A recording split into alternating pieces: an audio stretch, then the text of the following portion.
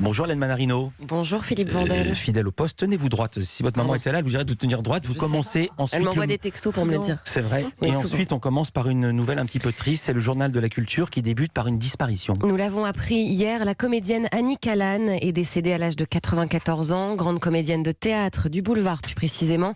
Elle avait été 2 fois récompensée par le Molière de la meilleure comédienne dans un second rôle, en 1994 pour Tailleur pour Dame et en 2001 pour La chatte sur un toit brûlant. Elle était aussi actrice au cinéma dans plusieurs comédies, Hibernatus, 3 hommes et un couffin, La gifle, mais surtout la belle-mère de Didier Bourdon dans le film Les 3 frères des Inconnus. Les obsèques de la comédienne seront célébrées jeudi en l'église Saint-Roch. Plus de suspense pour le titre du nouveau roman d'Elena Ferrante. La romancière italienne, connue pour sa saga L'amie prodigieuse, il y en a eu 4, a levé le mystère sur le titre de son nouveau livre. Il s'intitulera La vie mensongère des adultes. Il y a des choses à dire. Joli titre. Il y a des pages à tourner. Il sortira le 7 novembre en Italie. Pas de date de sortie en France encore connue. On ne connaît pas encore l'intrigue, mais on sait que ça se passera à Naples, comme les précédents. La maison d'édition a publié il y a quelques semaines les premières lignes de l'ouvrage. 2 ans avant de quitter la maison, mon père dit à ma mère que j'étais très laide. Voilà, ça démarre comme ça. En tout cas, son roman est très attendu. Je rappelle que les 4 romans de l'amie prodigieuse s'est vendu à plus de 10 millions d'exemplaires dans le monde et ont été traduits dans plus de 40 langues. Elena Ferrante, on le rappelle, reste-t-elle dans l'anonymat pour donner plus de poids à ses personnages et ses intrigues. On parle à présent d'une artiste qui n'est pas du tout dans l'anonymat.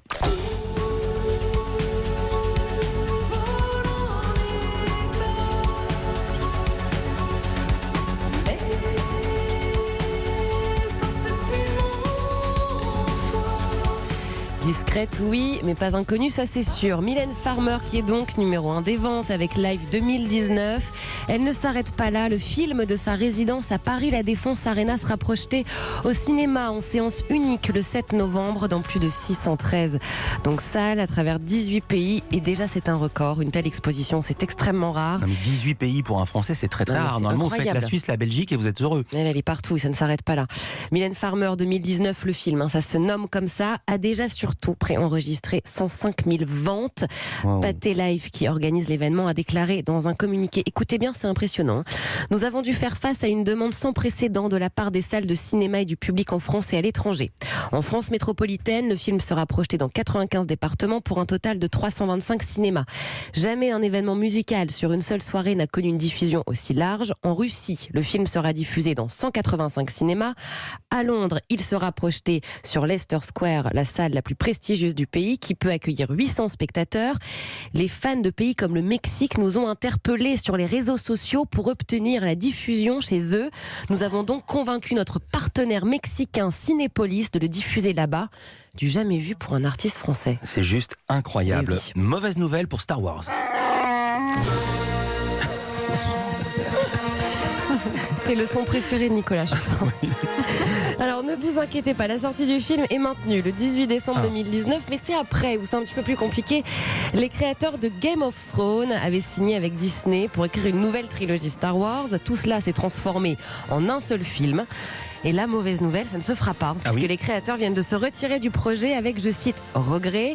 Ça aurait pu quand même être une belle alchimie, Star Wars Game of Thrones. Pourquoi ils s'arrêtent? Pourquoi ils sortirent? Ce serait une raison d'emploi du temps, parce qu'ils ont un contrat d'exclusivité avec Netflix, donc ils n'ont pas le temps, ils doivent fournir films et séries. Voilà. Alors les 2 hommes ont déclaré, quand George Lucas a construit la saga, il nous a construit nous aussi. Avoir la chance de parler de Star Wars avec lui et l'équipe actuelle qui travaille dessus a été le bonheur de toute une vie. Nous serons à jamais redevables envers cette saga qui a tout changé.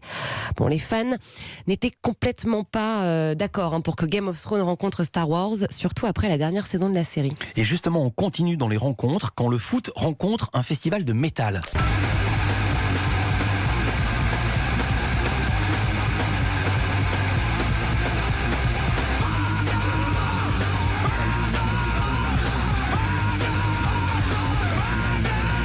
Hélène, c'est vraiment doux, c'est gracieux, c'est zen cette musique, c'est quoi?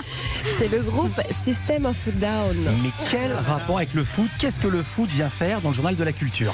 Il va y avoir une rencontre, le FC Nantes et le festival de métal Hellfest, et ça se passera ce soir. L'équipe de Ligue 1 affrontera le Paris FC de Ligue 2 en 16e finale de la Coupe de la Ligue et portera un maillot sur lequel sera écrit en noir Hellfest. Ah, c'est le sponsor. Le sponsor, c'est un partenariat totalement inédit. Alors ce n'est pas tout, le stade de la Beaujoire vibrera aussi avec la playlist du festival, donc on pourra entendre ce genre de choses. Oh, dis donc, les joueurs, ils vont arriver, ils vont être excités comme ça donne de l'énergie. des piles. Évidemment, Benjamin Barbeau, le président et directeur du festival, qui est aussi fan des Canaries nantais. L'équipe donc de Nantes a déclaré avoir pris un risque financier, mais il ne regrette rien. Il adore ce côté décalé. Il a déclaré: ça peut surprendre, même qu'on s'associe à un club de foot qui brasse beaucoup d'argent, qui n'a pas toujours bonne presse, alors qu'on est une association à vocation culturelle, faisant appel à des bénévoles et des mécènes. Je sais que ça a fait grincer les purs et les durs métalleux. Ils doivent penser qu'on donne des millions. Et il rajoute aussi: les footeux pensent que les métalleux sont des gros beaufs et les métalleux trouvent que les fans de foot sont des gros beaufs. Ah, c'est bien pour détendre Mais c'est l'atmosphère. très bien, les codes sont cassés. Alors 400 maillots avec le logo du festival ont été vendus. La boutique est en rupture de stock. Je rappelle que le Hellfest Festival aura lieu du 19 au 21 juin prochain. Mais surtout, on souhaite bonne chance à l'équipe de Nantes. Bah, évidemment. Voilà. Cuit, les Canaries. Merci Hélène, à tout à l'heure. À tout à l'heure. Musique toujours dans Culture.